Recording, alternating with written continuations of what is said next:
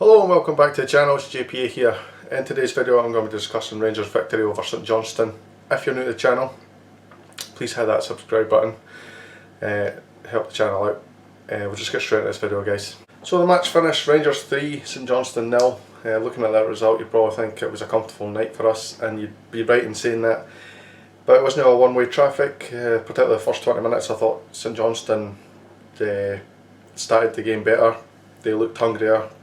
They were closing us down, hunting in packs, looking for the ball, and they were putting us under a little bit of pressure. It was actually them that got the first opportunity.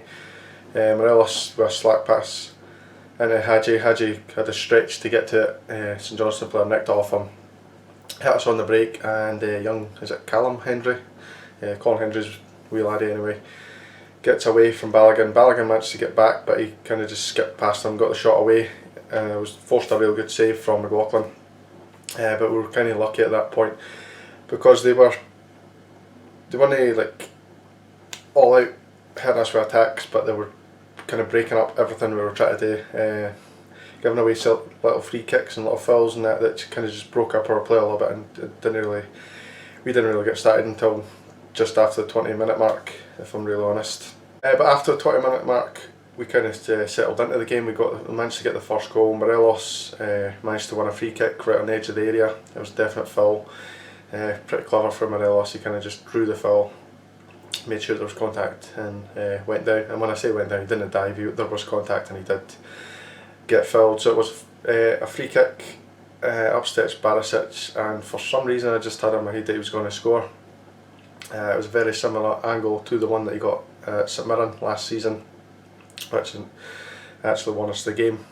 Very similar angle, and I just kind of had visions of that in my head when he stepped up to take it, and he duly put it in, top corner, right in the postage stamp if you like.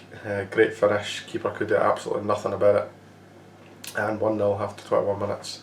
So after that goal went in, St Johnstone, I think their maybe heads dropped a little bit, and they weren't fighting for the ball as much as they were in the first 20 minutes.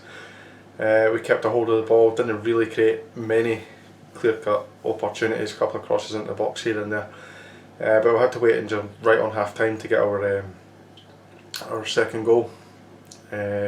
Just before this actually, the defender cleared it and it hit Ryan Kent right square in the nuts. Looked quite a sore one, he was still down, but he managed to carry on about a minute later. He managed to score. Barisic down the left-hand side yet again, puts in this time a low-driven cross into Ryan Kent, who sweeps it into the net. Very similar to the goal that was scored by Ryan Kent against Celtic at Parkhead last season. Same provider, Barisic obviously, and the only difference is I think he hit in the opposite corner. But even in saying that, Ryan Kent did well to finish because he looked still in a lot of pain. After that, he couldn't really celebrate properly because of the injury that obviously the board hit him in the nuts, and it looked a pretty sore one, to be honest. So we went in at half time 2-0. Into the second half we started fairly positive. The only downside was Balogun had to go off with a slight injury. I think it was more just to protect him. Helander came on, got some minutes, which is good to see. No long after half time we got our third goal to kill the game, and it literally did kill the game, if you know what I mean. Morelos was found by, I think it was Aribo in the box, forced a good save to the keeper, which forced it out to a corner. Tavernier stepped up for the corner, swung it in. Joe Aribo flicked it on at the near post and beat the keeper. Keeper had absolutely no chance and made it 3-0. 3-0 up, expecting us to cruise the game. We brought on 4 substitutes. Ryan Jack and Aribo went off and replaced by Stephen Davis and Scotty Arfield. Morelos and Kent also went off, and Roof came on, and he expected us to go all out and maybe score a couple of goals, maybe win 5-6-0 at that point because we were just so much in control. Didn't quite happen. I think the substitutes maybe just disrupted how we were playing at that point, and the game kind of went a little bit flat. St Johnstone actually had a couple of efforts as well. They hit us on the break, and Helander it was got back to make the tackle, and he did really well because he's not really got much pace, but he managed to get back. And they also had a point blank header. I think it was the same person but McLaughlin saved really well and we managed to clear it. And that was only 2 times in the match really, apart from that first one in the first 5 minutes, that St Johnstone really threatened us. For most of the game we were really comfortable with the ball. We didn't really create a lot of goal scoring opportunities. There was a penalty claim which I thought was a definite penalty, and credit to Itten. Felt the contact, went down and got straight back up again, chased the ball down, and I think that's probably why we didn't get it. But if you look at it again, contact was made, no attempt to get the ball. Well, if there was contact, Itten was just too quick for him, and it was a definite penalty for me, but the referee just kind of waved it away, which he did tend to do all night. There was one in the first half that I forgot to mention where he climbed on top of Hadji's back, pretty much piggybacking him along, and nothing happened. No free kick for some reason. I think probably because it was in Barisic's territory that we didn't get it, to be honest. The only other thing to note in the second half was Roof had an effort that was, he forced the keeper into a good save. I think just a little bit of rustiness from Roof. If he was firing on all cylinders, he probably would have put that away, to be honest. Hadji cut inside as well and had an effort that was just into the side netting. So that was pretty much it. Game over. Pretty much finished in the 50th minute when we got that third goal. But it was all about game management. I remember last night when I watched the game, I was kind of pissed off that we went 40 minutes and we didn't really create any chances apart from the 2 I just mentioned. And St Johnstone obviously had a couple of chances to get back into the game. Looking at it now, I'm starting to think, well, do you know what? We've won 3-0, we've got a clean sheet, we've got 3 points, and we're now 5 points clear of Celtic, obviously because what's happening with them just now. So it's all in all, it's a good night really. 3-0. In terms of man of the match, it was between Aribo and Barisic for me. I think Barisic, the fact he got the goal, got the assist, and he was just a constant threat down that left hand side, I'm going to give it to Borna Barisic. But obviously special mentions to Aribo, special mention to Kamara. I thought Kamara played a really good game yesterday, kept the ball very well. McLaughlin, he only had a couple of efforts to save, but when he was called upon, he did save it. I mean, it could have been 3-2 if he hadn't saved those 2 clear-cut chances that St Johnstone created. Tell me what you guys think down below. So now I'll go on to the tactic part of this video. I usually do this for every video now, kind of break down what happened.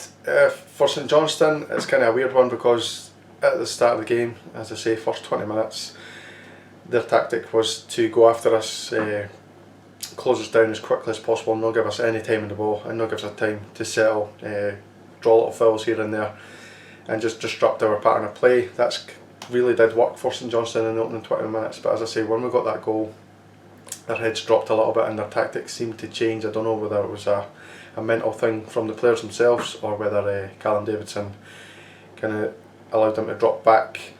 I really don't know, but for me they did drop back and they did drop into that kind of 4-4, 2 solid blocks of 4 that were very difficult to break down, and I think that's why we only scored 3 goals, to be honest, because they were quite disciplined in their defence once we got that goal. In terms of Rangers tactics, obviously that once we got going with that first goal, it was all about dominating the ball, keeping possession. The movement of the front 4 is pretty much pivotal how we're playing right now. We've got obviously the 3, it's kind of like a 4-2-3-1 if you like, where the 3 in behind Morelos all interchange, they'll go different directions and move a bit and drop into space and kind of pull off each other, which is very difficult to mark obviously, and in doing that it's kind of all central, so we give a lot of space for Barisic and Taft to get down either side of the wings. They're basically like our wingers. I know a lot of people say, oh, we play a 4-3-3 with 2 wingers. We didn't actually play wingers, we play 2 number 10s as Gerard calls it, and also an attacking midfielder in there as well, and it's very difficult to pick up these players because they're kind of just dropping and interchanging into different positions all the time, including Morelos in that as well. He kind of drops back into deep, somebody else will go forward, usually Ryan Kent, to be honest, and it's very difficult to pick up these players. And I think if we were all on a little bit match sharpness, we probably could have scored more. Obviously the 2 new guys coming in, Itten and Roof, still kind of have to feel that way about. We need to kind of work out how they play, and they in turn need to kind of work out how we play as well. And once it all clicks, I think we're actually due somebody a really good doing, to be honest. But I do think if we get a game where it's maybe 70 minutes, 80 minutes, 90 minutes, which I know is hard to do, but if we get that clicking throughout the entire match, I think we can really go over somebody. Probably like a St. Johnstone or Hamilton or someone. We can really go at them and score 5, 6, 7 goals even. And I think that is coming this season. Obviously, let's not get carried away with this points total just now, and obviously how far ahead we are on Celtic.